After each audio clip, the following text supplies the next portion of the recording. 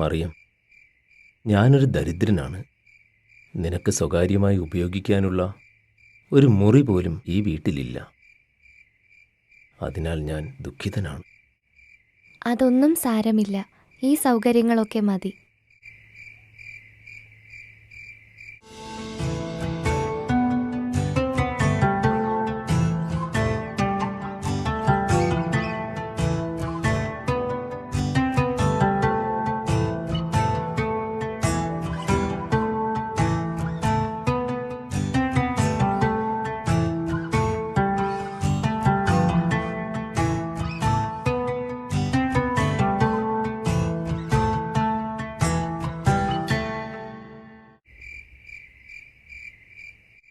മാലാഖ അങ്ങയോട് മറ്റെന്തൊക്കെയാണ് സംസാരിച്ചത്?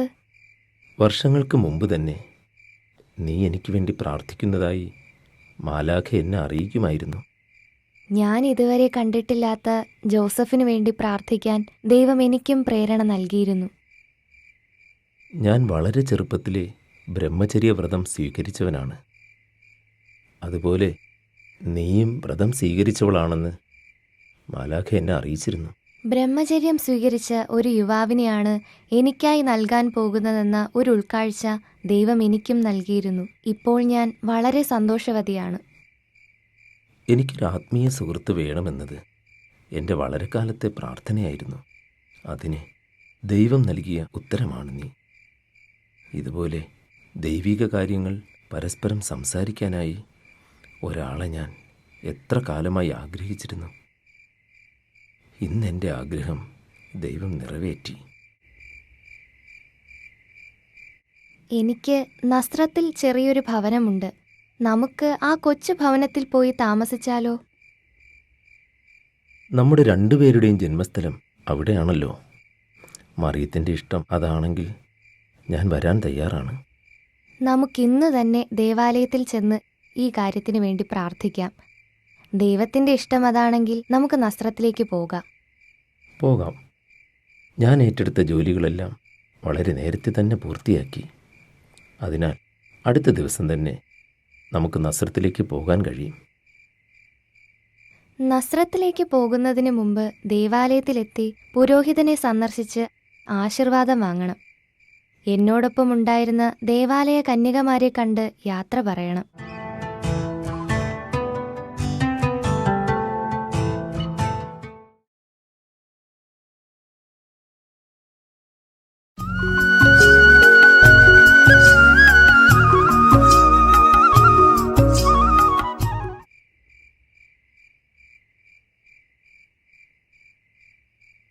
മറിയം, വിശ്രമത്തിനും പ്രാർത്ഥനയ്ക്കുമായി ഇഷ്ടമുള്ള മുറി തിരഞ്ഞെടുത്തു കൊള്ളുക.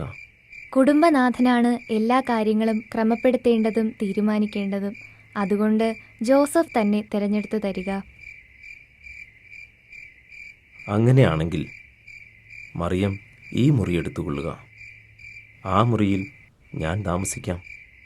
അതിനടുത്തത് പണിശാലയായി ഉപയോഗിക്കാം.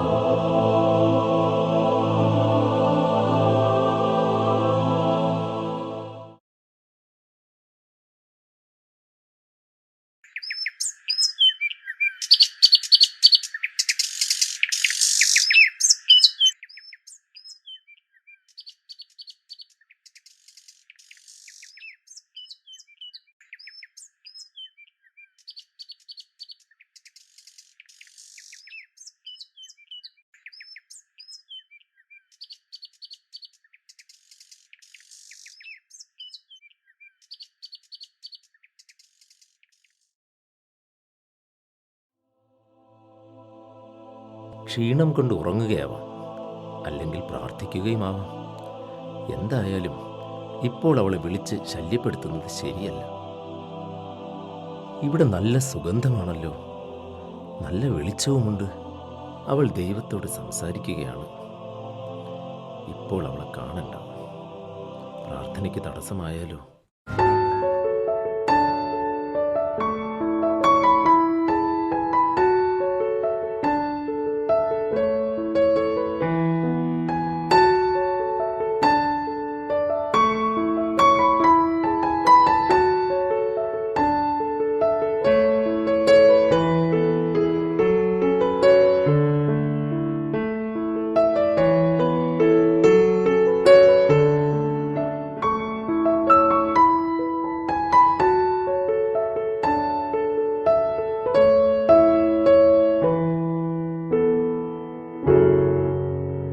അതിരാവിലെ ഉണർന്നു അല്ലേ? അതെ, പ്രാർത്ഥനയിലായതുകൊണ്ട് ശല്യപ്പെടുത്തണ്ടെന്ന് കരുതി.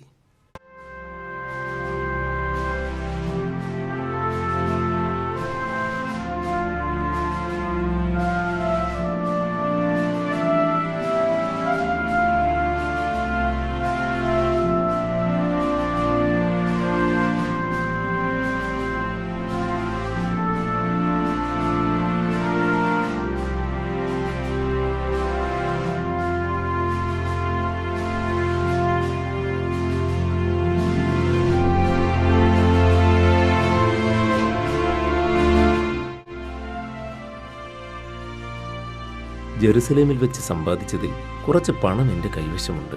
ഞാൻ പോയി നമുക്ക് അത്യാവശ്യമുള്ള കുറച്ച് സാധനങ്ങൾ വാങ്ങി വരാം.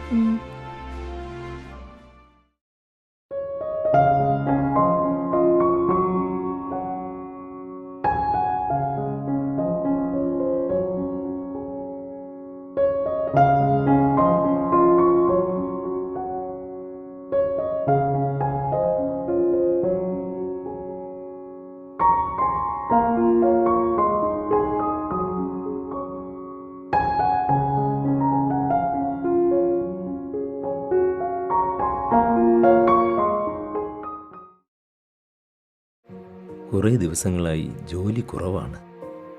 ചെയ്യുന്നതിൻ്റെ കൂലിയൊന്നും കിട്ടുന്നുമില്ല. അതിനാൽ നമ്മുടെ കയ്യിൽ സാധനങ്ങൾ വാങ്ങാൻ കാശൊന്നുമില്ല.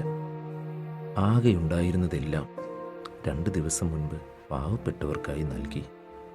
ഇന്നത്തെ ഭക്ഷണത്തിനുള്ള വക പോലും കണ്ടെത്താൻ കഴിഞ്ഞിട്ടില്ല. അത് സാരമില്ല, നമുക്കാവശ്യമുള്ളത് സമയമാകുമ്പോൾ ദൈവം തരും. എൻ്റെ അപ്പനും അമ്മയും എന്നെ വിട്ടു പോയപ്പോൾ അന്ന് എനിക്കുണ്ടായിരുന്ന വീടും സ്വത്തുവകകളുമെല്ലാം മറ്റു പലരും ചേർന്ന് അപഹരിച്ചു കൊണ്ടുപോയി. ബാക്കിയുണ്ടായിരുന്നവയൊക്കെ പാവങ്ങൾക്കായി ദാനം ചെയ്തു. അതിൻ്റെ പേരിൽ ഇന്നും എന്നെ വല്ലാതെ കുറ്റപ്പെടുത്തുന്നവരും പരിഹസിക്കുന്നവരുമുണ്ട്. ജോസഫ് ചെയ്തത് തന്നെയാണ് ശരി. മറ്റുള്ളവരെ സഹായിക്കുന്നത് ദൈവത്തിന് ഇഷ്ടമുള്ള പ്രവൃത്തിയാണ്.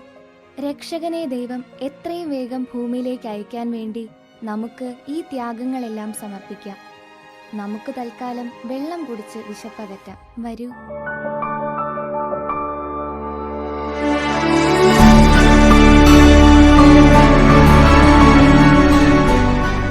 ഓ, ദൈവം എത്ര നല്ലവനാണ്, എത്ര വിശ്വസ്തനാണ്. തക്ക സമയത്താണ് ദൈവം ഇടപെടുന്നത്.